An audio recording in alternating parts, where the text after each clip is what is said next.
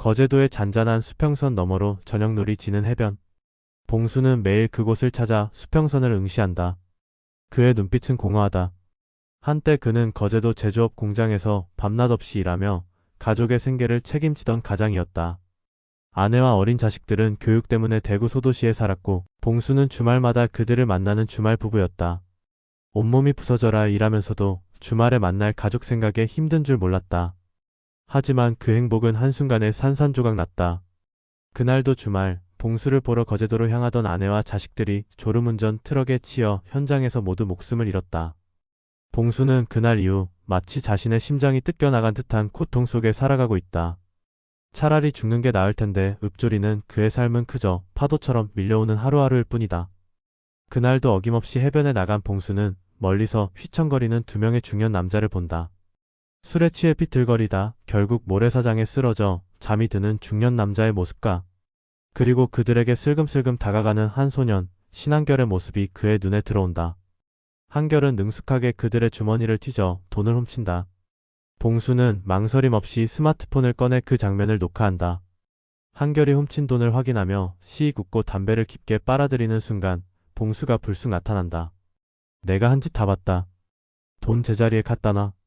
봉수의 말에 한결은 코웃음을 친다. 꼰대가 뭔데 참견이야. 거친 주먹이 봉수의 얼굴에 날아들고 봉수는 그대로 쓰러져 모래사장에 뒹군다.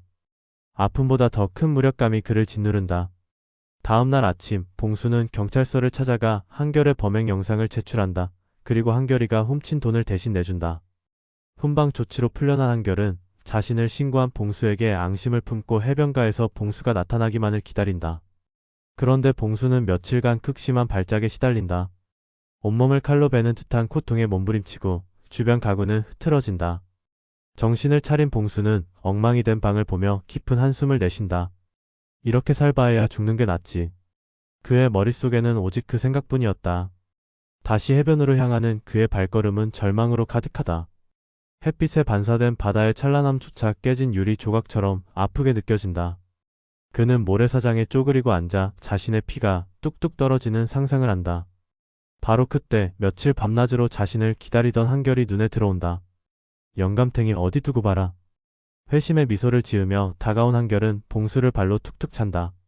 봉수가 눈을 뜨자 한결의 눈빛은 분노로 가득하다. 그러나 봉수는 전혀 동요함이 없다. 어린 놈이 벌써부터 그런 잘못을 저지르면 어떡해. 한 번의 실수가 평생의 감옥을 만드는 거야. 그래도 너는 좋겠다. 잘못을 벗어낼 기회가 아직은 남아있어서. 봉수는 침착하게 말한다. 그리고 한결에게 믿을 수 없는 제안을 한다. 내게 남은 돈 4천만 원 다 줄 테니 나를 도와다오. 봉수는 자신의 발작이 점점 심해져 곧 죽음에 이를 것이라 말하며 만약 자신이 살려달라고 부탁하면 무조건 못 들은 척 거절하라고 말한다. 봉수가 보기에 한결은 오갈 데가 없었다. 자신의 제안을 수락하도록 봉수는 자기 집에서 같이 살자고 한결에게 제안한다. 한결은 이상한 부탁에 재수없게 말려들어 훗날 곤혹을 치르는 것 아닌가 싶어 거절하고 싶었으나 당장 갈 곳 없는 한결은 마지못해 봉수를 따라 나선다. 함께 살면서 한결은 봉수가 겪은 비극적인 과거와 깊은 우울증의 이유를 알게 된다. 무뚝뚝하고 고집스러운 할아버지인 줄 알았던 봉수에게서 깊은 슬픔과 외로움을 느끼고 알 수 없는 연대감이 싹튼다. 봉수 역시 술 취한 아버지에게 폭력을 당하고 가출에 방황하는 한결에게서 여전히 순수함과 보살핌이 필요한 아이의 모습을 발견한다. 세상을 향해 삐뚤어진 모습을 보이는 한결이지만 그 속에는 따뜻함이 숨어있음을 봉수는 알아챈다. 둘은 서로의 아픔을 어렴풋이 이해하며 조금씩 가까워진다. 함께 밥을 먹고 조용히 책을 읽고 어색하지만 짧은 대화를 나누는 시간이 반복되면서 겉으로는 투박하지만 속으로는 따뜻한 할아버지와 반항적이지만 여린 마음을 가진 소년의 기묘한 우정이 깊어간다. 어느 날 밤 봉수의 발작이 시작된다. 온몸을 뒤틀며 고통에 절규하는 봉수의 모습에 한결은 경악하고 어찌할 바를 모른다. 며칠간 이어진 고통 끝에 봉수는 겨우 깨어난다. 깨어난 봉수가 말한 첫 마디는 죽음에 관한 것이다. 다음 발작이 마지막이야. 모든 걸 준비해다오. 봉수는 한결에게 자신의 휴대전화를 해지하고 살아있는 동안에 자신의 흔적을 정리해달라고 간절히 부탁한다. 한결은 착잡한 마음으로 봉수의 부탁대로 물건들을 하나씩 정리한다. 봉수의 마지막 발작이 임박하자 둘은 인적이 드문 외딴 섬으로 향한다. 사람이 없는 곳에서 봉수의 죽음을 지켜볼 사람은 오직 한결뿐이다. 그날은 유난히 파도가 거세게 몰아쳤고 사방이 물로 뒤덮여 있다. 마치 봉수의 내면처럼 모든 것을 삼켜버릴 듯한 격렬한 파도가 밤새도록 포효한다. 정확히 그날 밤 봉수의 마지막 발작이 시작된다. 파도가 거센 만큼 봉수의 발작도 극한에 달한다. 봉수는 고통에 몸부림치며 비명을 지르고 그의 모습은 마치 바다에 휩쓸려 사라지는 작은 배 같다.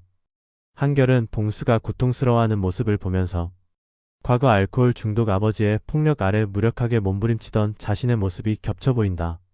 봉수의 고통은 한결의 과거와 연결되어 뼛속까지 시린 아픔으로 다가오고 한결은 봉수와 함께 괴로워하며 절규한다. 봉수는 희미한 목소리로 한결에게 힘겹게 말한다. 그런 눈으로 날 보지 마라. 나는 너와 전혀 상관없는 사람이다.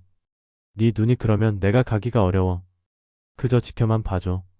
봉수는 교통사고로 고통 속에 쓰러져갔을 가족의 마지막 모습을 떠올리며 흐느낀다.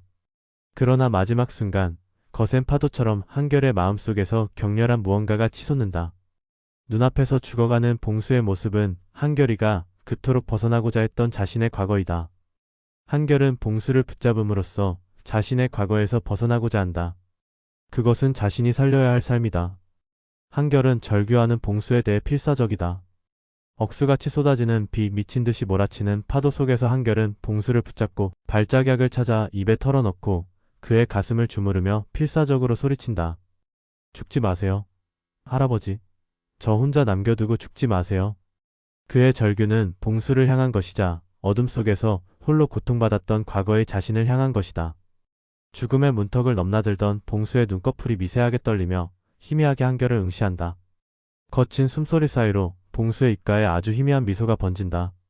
한결의 눈에서는 뜨거운 눈물이 하염없이 흘러내린다.